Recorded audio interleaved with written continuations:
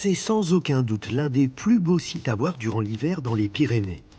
Avec ses sommets mythiques, comme les pics d'Ansabert ou la table des Trois Rois, le cirque de l'Esquin attire de nombreux visiteurs. Mais l'Esquin est avant tout un village d'éleveurs qui existe depuis plus de 1500 ans. Camille Machado, une jeune femme au parcours atypique, a réalisé ici son rêve, s'installer pour élever des animaux. Mais c'est merveilleux ce métier. Après, c'est merveilleux, mais c'est pas idyllique. Hein. Voilà, il y a tout ce qui va avec, mais quand ça te prend, ça te...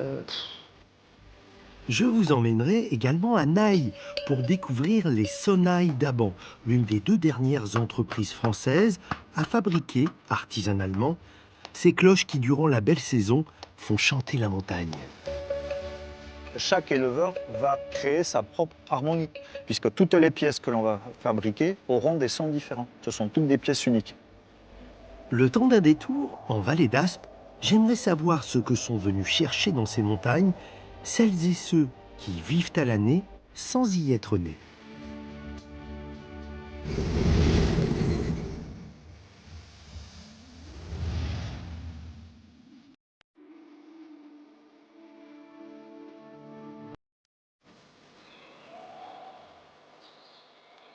C'est un village singulier par son emplacement au centre d'un immense cirque glaciaire.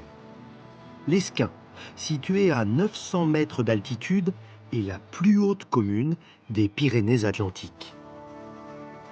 Aujourd'hui, j'ai rendez-vous avec Camille, une jeune femme de 36 ans qui a créé de toutes pièces en 2019 une ferme, les Caprices de l'Esquin. Une soixantaine de bêtes grâce auxquelles elle fabrique, d'avril à novembre, du fromage frais artisanal.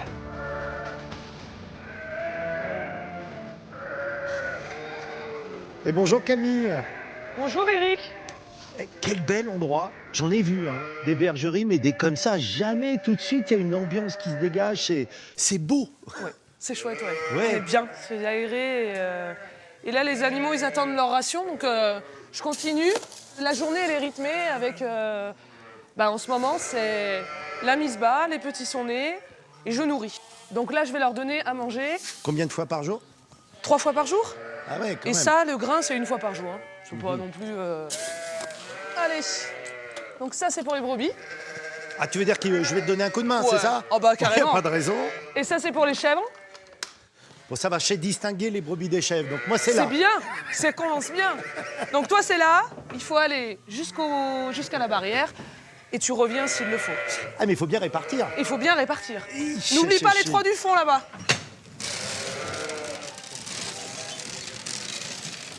Voilà, nickel. Les brebis, ce sont des basco-béarnaises, mais alors ces chèvres, c'est une race particulière que peu de personnes connaissent. De quelle race s'agit-il? C'est la chèvre des Pyrénées. Et peu de personnes la connaissent parce qu'elle a failli disparaître. Et il y a une association qui s'est montée et qui a cherché à la faire revivre. Et aujourd'hui, on peut dire que c'est pas gagné, hein, mais elle est plus en voie de disparition. Il y a très peu d'effectifs, 4000 je crois, sur toute la chaîne des Pyrénées. Et du coup, elle a un long poil, des oreilles tombantes. Elle a des cornes, soit des cornes plates comme ça, soit des cornes classiques de chèvre plus fines. Mais c'est vraiment ses oreilles et ses poils, peu importe la couleur, qui font que voilà, c'est la chèvre des Pyrénées. Elle est belle, hein. Elle est belle et elle est d'une rusticité. Pour l'Esquin, en tout cas, elle est très adaptée. Hein. Pour les gens qui ne sont pas du métier, dis-nous ce que c'est exactement, rusticité. C'est une chèvre déjà qui va dehors. Elle va manger les végétaux qu'il y a ici. Et surtout, elle va résister à tous les aléas. C'est-à-dire qu'elle va sortir quand il pleut. Et souvent, le côté rustique, il est inversement proportionnel à la quantité de lait, malheureusement. Je suis en train de regarder les petits, là, en train de gambader partout. On peut aller les voir, parce que alors, moi, je craque. Hein. On va aller leur donner le biberon. Mais c'est des gamins, ça joue tout le temps, quoi. Petits chiots, on dirait. Des petits cabris. Ils font des petites cabrioles. Et alors wow. Et normalement, ceux qui doivent être nourris au biberon, ils doivent s'approcher. Venez. Pour ceux qui se poseraient la question de qu'est-ce que tu fais en hiver, la réponse, elle est là. C'est la période où il y a le renouvellement des troupeaux, c'est-à-dire des naissances, quoi. Et tu vois, moi, j'ai fait mes enfants en même temps que l'installation. Ah ouais. Et j'ai fait le choix d'allaiter mes 2 enfants. Et je pense que classiquement, dans des élevages de chèvres, tu as la mise bas et la séparation systématique et ultra rapide du chevreau de la mère. L'idée, c'est de séparer pour pouvoir avoir le lait le plus vite possible et faire du fromage, puisque c'est quand même une activité économique. Et 3 jours après, quand tu as trait le colostrum, ce lait du début, tu as du bon lait pour faire du fromage. Et moi, je ne sais pas si c'est parce que j'ai fait des enfants, mais je ne pouvais pas faire ça, quoi. C'est pas possible, on ne fait pas ça avec les brebis déjà. Et je me suis dit, on va faire pareil, brebis et chèvres. Et du coup, les petits restent 2 mois sous la mère. Et après, la séparation, elle est beaucoup moins difficile, quoi. C'est un choix économique qui a des conséquences pour toi, mais quand même militant, on peut le dire. Ah mais complètement. C'est un choix économique mais négatif, quoi. C'est sûr que... Mais moi, au moins, je suis en accord avec ce que j'ai envie de faire. Il faut y aller franco parce que sinon ça lui fait des chatouilles. Elle croit que t'es un chevreau qui essaye de lui voler son lait. Excellent. Voilà, ma première traite de chèvre des Pyrénées. Quelle sensation? C'est chaud, hein? Tu veux goûter? Allez, tu fais avec le doigt? Ouais, avec le doigt ou... Waouh, c'est bon. Tu le prends, voilà, pose-le par terre. Voilà. Et là, ça gloutonne, là. T'es très attaché à tes bêtes, hein, Ah ça se oui, voit. oui. Ah oui, il faut les respecter, hein, énormément. C'est pas évident tous les jours. Et... Qui c'est qui veut téter? Jeune agneau, c'est pas tout. Ouais, mais il va pas tout boire. Hein. Il va pas tout boire. On n'a pas ouvert. Là, qui c'est qui avait à faire téter? Ah oui.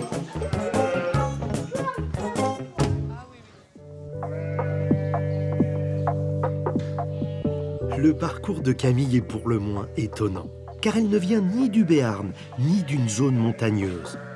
C'est à Villefranche-sur-Saône, en région lyonnaise, qu'elle a passé son enfance avant d'avoir sur le tard une révélation. À quel moment, Camille, il y a le déclic? Tu comprends que berger, éleveur, c'est vraiment ce que tu as envie de faire? Moi, je pense que j'ai toujours voulu travailler avec les animaux, donc forcément. J'ai fait des études dans l'écologie et la gestion de la biodiversité. Et quand j'ai entendu parler d'une proposition de salariat à l'année à l'Esquin, j'ai tapé sur Google l'Esquin, j'ai fait « Ouf, c'est quoi cet endroit? Je veux y aller ». Et c'est à ce moment-là que j'ai débarqué dans une ferme familiale avec 400 brebis, 30 vaches, laitières, fromage, et j'ai tout appris. Rapidement, moi, j'ai voulu m'installer parce que j'avais envie de faire ça pour moi et comme j'avais envie, quoi, de faire du fromage. Ça, c'est la deuxième entrée. J'adore le fromage, donc le produire, c'était génial. Et puis la montagne. C'est sûr qu'il y a eu Google, mais après, il y a eu, quand je suis arrivée ici et que j'ai vu effectivement ce que c'était l'Esquin, j'ai fait « Waouh, je veux vivre ici, quoi ». En ce moment, là, et puis pendant jusqu'en mars-avril, il y a de la fumée un peu partout, de l'écobuage. Certains ne comprennent pas ce que c'est. Ça sert à quoi et pourquoi vous faites de l'écobuage? L'écobuage, c'est vraiment une pratique qui existe depuis des milliers d'années ici.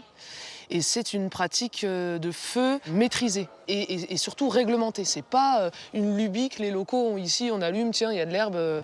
On va brûler une herbe, on appelle ça le paillasse, une herbe de surface. Et en brûlant, on va empêcher la fermeture du milieu, avec la forêt qui pourrait gagner. On va avoir un intérêt pastoral parce qu'on va avoir de l'herbe. Moi, pour mes chèvres, il me faut de l'herbe, hein, parce que les arbres, elles en mangent, mais c'est pas ça qui va me faire du lait. Tu vois, quand tu l'expliques, on comprend beaucoup mieux cette pratique, son intérêt. Et ça dit que c'est important, je pense, pour vous tous qui êtes dans ces métiers, de parler aux gens, de s'ouvrir à ceux qui ne connaissent pas, qui vont avoir une réaction épidermique. La première réaction, c'est « Ah, ça pue, c'est pas agréable ».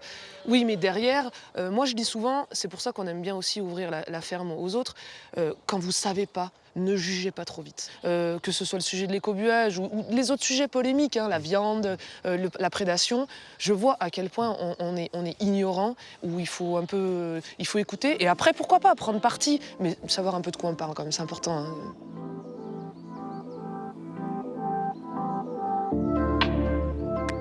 La ferme est un projet que Camille a monté en famille avec son mari, André. Un enfant du pays qui, après une carrière dans la police, loin des montagnes béarnaises, a décidé de revenir à l'Esquin. André, tu as passé toute ton enfance ici. C'était comment, les rues du village, quand tu étais minot? C'était beaucoup plus animé, puisqu'on était déjà beaucoup plus nombreux. Il y avait encore beaucoup d'enfants. Il y avait encore l'école, il y avait 2 instituteurs. Et il y avait aussi beaucoup d'agriculteurs encore qui étaient au cœur du village. Quand tu emmènes des gens ici pour la première fois, est-ce qu'il y a un monument particulier que tu as envie de leur montrer? Le monument le plus remarquable, mais mis à part le cirque, monument naturel, on va dire, c'est l'église du village, forcément. Ça tombe bien, on est devant. Je vois 1663. Hein. Oui, l'église date du XVIIe siècle.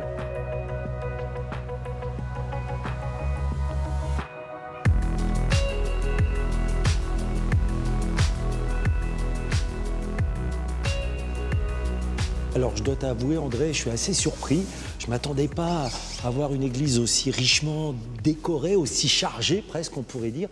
Et puis il y a ces tribunes là-bas, c'est une capacité importante pour un village comme l'Esquin.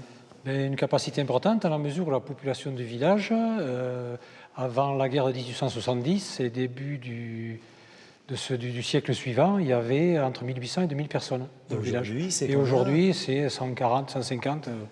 Tu me disais tout à l'heure, Camille, que tu avais fait un waouh devant le cirque de l'Esquin, mais c'est aussi un village, c'est-à-dire une présence humaine. Ouais, moi je trouve que c'est intéressant de savoir comment c'était avant. Ouais. Et moi, sans l'avoir connu, presque un peu de la nostalgie de... Aujourd'hui, tout est fermé et j'essaye d'imaginer ce que ça pouvait être avant, mais le village, il est très beau. Et puis, tu as vu, c'est un peu un labyrinthe aussi, on se perd facilement. Aujourd'hui, je me perds plus. Hein. Et quand je suis arrivée, je me dis, oulala, je retrouverai jamais mon chemin. Et ça fait l'effet à tous ceux qui arrivent ici. J'ai envie d'aller découvrir un peu plus le village. On y va dans le labyrinthe ? Allez, On y va.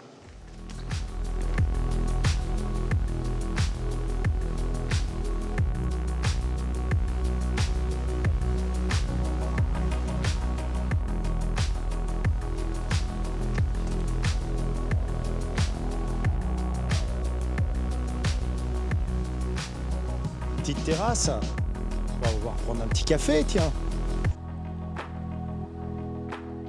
Camille, raconte-moi un peu plus en détail ton arrivée, ton installation ici. Autant le dire clairement, ça n'a pas été très facile.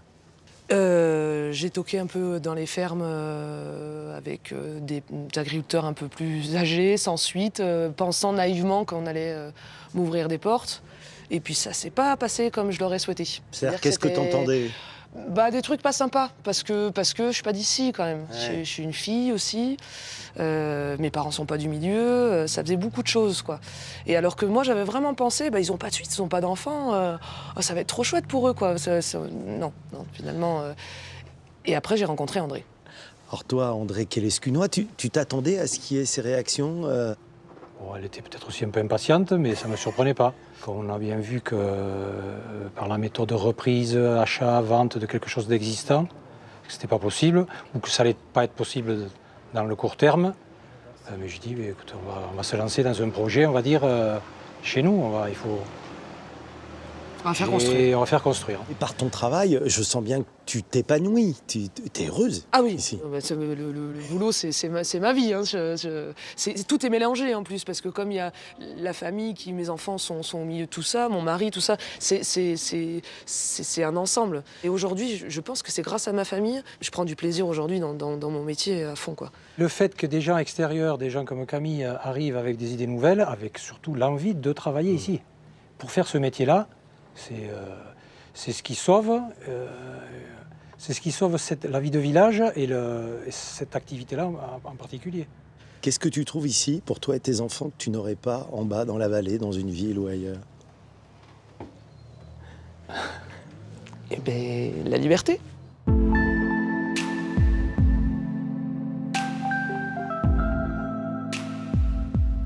Dans les montagnes, encore plus qu'ailleurs, les saisons sont marquées. Au printemps et à l'automne, quand les troupeaux font la transhumance, la vallée d'Aspe, comme toutes les vallées béarnaises, devient un auditorium où résonne une symphonie pastorale. Celle des sonnailles, ces cloches que l'on accroche au cou des bêtes et qui, lors du voyage, donnent la cadence. J'ai quitté le Haut-Béarn pour descendre dans ce qu'on appelle le Piémont, plus précisément à Naï, qui est une très jolie bastide du XIIIe siècle, parce que je voudrais vraiment vous faire découvrir une affaire de famille, labellisée entreprise du patrimoine vivant, les sonnailles d'Aban.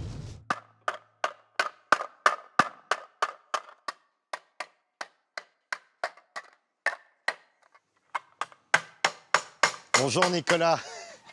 J'entends le son de ton Bonjour, maillet Eric. de loin. Qu'est-ce que tu es en train de faire exactement ? Alors là, je suis en train de façonner une pièce, c'est-à-dire en fait une sonnaille. Alors une sonnaille, c'est quoi? C'est une cloche qui est en tôle d'acier. Et là, ce que je suis en train de faire, c'est que je suis en train de lui donner la forme définitive. Alors, moi, j'ai toujours cru qu'une cloche, la forme, on lui donnait en coulant du métal dans un moule. C'est pas le cas pour une sonnaille, Non, si je comprends pour bien. une sonnaille, non. C'est parce qu'elle n'est pas en bronze, comme tu disais, par rapport aux cloches qui sont comme les cloches d'église ou même certaines cloches pour bétail. Là, nous, ce qu'on fait, ce sont des sonnailles qui sont exclusivement pour le bétail, et par contre, c'est de la tôle d'acier.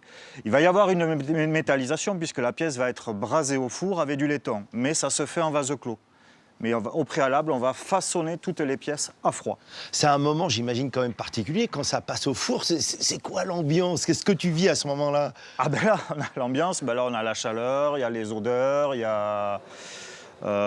c'est là qu'on va voir aussi, comme les enveloppes dans des moules d'argile, on va devoir manipuler ces moules à l'intérieur du four pour justement permettre au laiton de se répartir sur l'intégralité des pièces. C'est, je dirais, une des parties les plus intenses de mon métier. Depuis quand on fabrique des sonnailles dans la famille d'Aban? L'ancêtre qui a commencé est né en 1639 à Sainte-Suzanne. Alors, pour situer Sainte-Suzanne, maintenant, c'est un quartier de la ville d'Orthès. Et ses descendants sont venus s'installer sur Naï en 1789. Alors, je crois que dans ta jeunesse, tu ne te destinais pas obligatoirement Ah non, pas à du tout. continuer. T'es parti faire de l'informatique, je crois. J'ai dans des études une- informatiques, après j'ai travaillé dans le milieu bancaire. Et puis, Et alors, comment tout d'un coup t'es revenu l'envie de venir continuer après, je ne voulais pas que ce métier disparaisse. Eh ben oui, parce que gamin, tu traînais ici. Voilà, depuis que je suis tout petit, moi je baigne dedans. Quoi. Je sais pas Ouais. comment Obélix, je suis tombé dedans comme j'étais petit. Parce qu'aujourd'hui, il reste combien de sociétés en France qui fabriquent des sonnailles de façon artisanale Alors de comme façon vous artisanale comme moi, logiquement on est deux. Il y en a un qui est à Chamonix, qui fait le modèle alpin, et nous.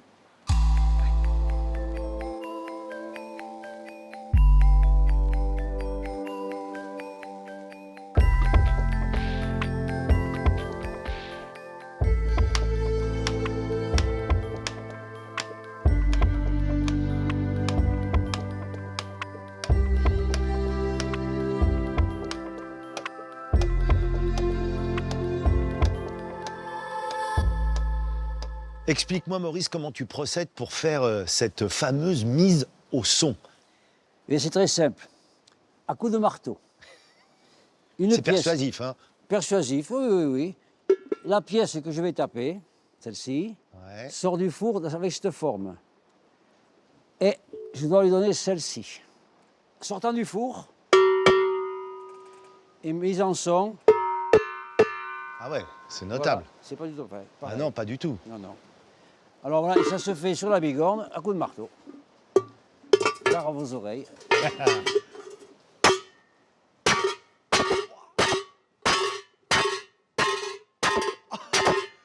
Ah, tu fais pas semblant quand tu tapes, hein?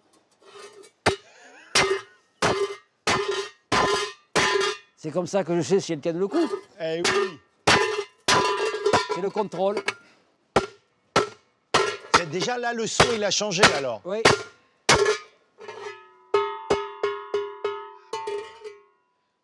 Ça, c'est quelque chose qui s'apprend pas dans les écoles, hein? Non. Parce que c'est réellement un savoir-faire. C'est au fur et à mesure du temps que j'ai affiné mon travail. Au début, c'était catastrophique. Hein. C'est vrai. Oh, oui. Je n'y arrivais jamais à trouver le son. Jamais. Alors d'ailleurs, explique-nous comment un éleveur, il choisit sa sonnaille. Est-ce que c'est la forme ou est-ce que c'est le son qui prime? C'est d'abord le modèle. Si par exemple, ça, c'est une métal numéro 4, il va arriver, il me dit, je veux une 4.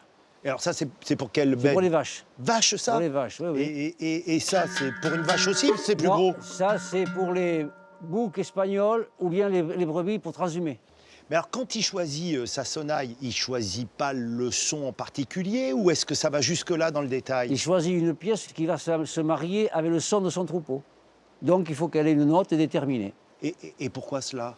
Et parce qu'ils font des harmonies. Non. Eh oui. C'est pas des... Ils font pas ça comme ça au hasard. Ceux qui aiment bien les sons, des sonnailles, ils font vraiment leur musique. Donc ça veut dire que deux bergers ne vont pas avoir les mêmes sons en fait. Mais il y a toujours des pièces caractéristiques dans chaque troupeau, comme ça ils savent que mon troupeau est ici, celui de Paul, il est à droite. Je voulais te remercier et te féliciter. J'ai découvert un vrai savoir-faire, un vrai amour pour ce travail. Et je penserai à vous tous quand j'entendrai les sonnailles chanter dans la montagne. Bravo à vous. Merci bien. Merci.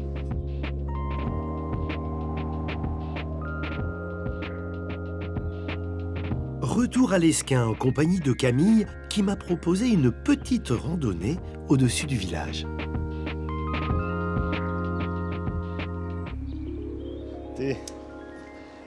Voilà, Eric, je te présente Françoise. Il se trouve que Ça va Françoise, je la connais parce que elle m'a fait faire des belles balades sur le chemin de la Mature tout autour. Ouais, c'est quelqu'un qui connaît bien le coin. Hein. On a des beaux souvenirs. Oui, Françoise, c'est quand vrai, tu amènes des plusieurs, gens en randonnée, tu as toujours pour habitude justement d'un peu de contextualiser, d'apporter des choses en plus que simplement l'effort physique. Qu'est-ce que tu dirais sur l'Esquin ? L'Esquin, voilà, a une particularité déjà, on peut déjà un petit peu découvrir cette fameuse mosaïque. Et là, on voit bien donc, le côté village bien optimisé pour pouvoir garder toutes les parties plates pour l'élevage qui prédomine sur la vie de tous ces villages et de toutes ces vallées. Bon, on y va ? Je vous précède ? Ah bah tu passes Allez, devant, on y suivez va. le guide. Hein.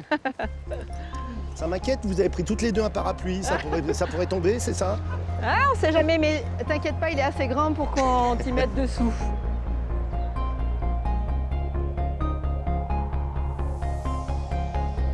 Alors Françoise, quel est l'objectif de la balade aujourd'hui ?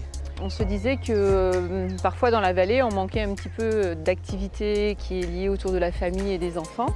Ici, ce projet, ça serait de faire une balade avec moi, découvrir un petit peu le lieu, la montagne, la faune et la flore, et ensuite faire cette fameuse boucle du Belvédère et finir donc à la bergerie de Camille avec à ce moment-là une visite et peut-être une dégustation de ses produits.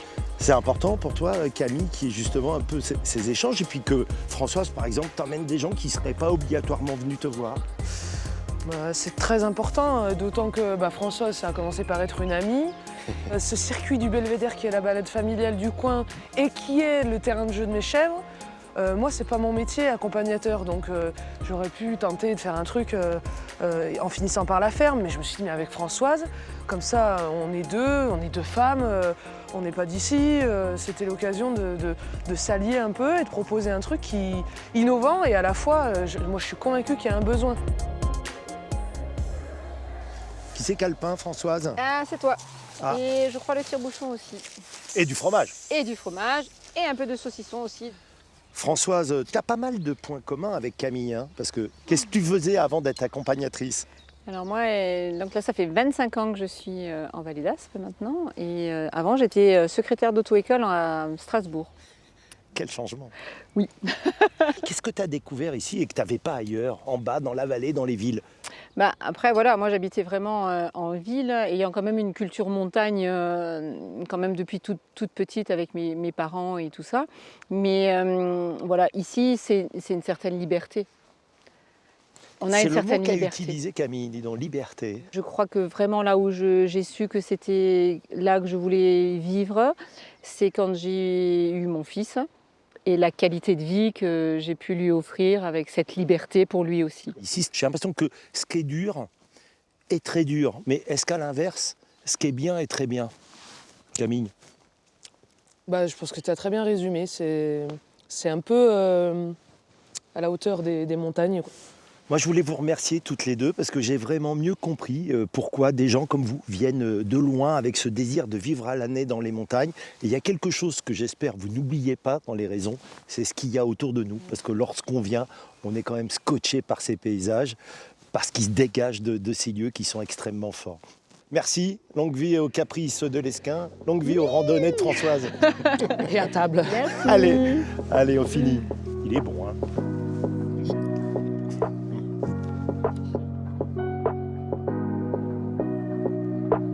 Pour terminer cette escapade hivernale, je tenais à vous emmener au fort du Portalet, construit en 1842 dans la partie la plus étroite de la vallée d'Aspe.